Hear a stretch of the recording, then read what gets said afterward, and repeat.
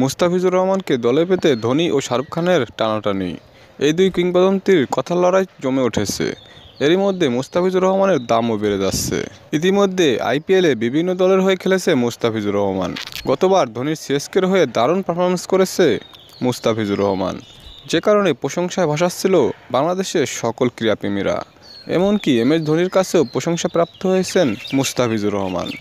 তবে এবারের আইপিএলে সিএসকে ছেড়ে দেয় মুস্তাফিজুর রহমানকে, যে কারণে ভুগছে তারাও। এমনকি শাহরুখ খানের কেকেআর আইপিএলের শুরু থেকেই ব্যর্থতার প্রমাণ দিয়েছে, যে কারণে মুস্তাফিজুর রহমানকে নিয়ে টানাটানি শুরু হয়ে গেছে। শাহরুখ খানও চায় মুস্তাফিজুর রহমান তার দলের হয়ে খেলুক। এমনকি সিএসকের অধিনায়ক এমএস ধোনিও যে কোনো মূল্যে মুস্তাফিজুর রহমানকে শেষ মুহূর্তে দলে ফেরাতে চায়, যে কারণে মুস্তাফিজুর রহমানের দাম বেড়ে যাচ্ছে। তবে শেষ পর্যন্ত কে পাবে মুস্তাফিজুর রহমানকে, এটি এখন বড় প্রশ্ন। দর্শক, আপনার কি মনে হয় মুস্তাফিজুর রহমানের কোন দলের হয়ে খেলা উচিত বলে আপনি মনে করেন?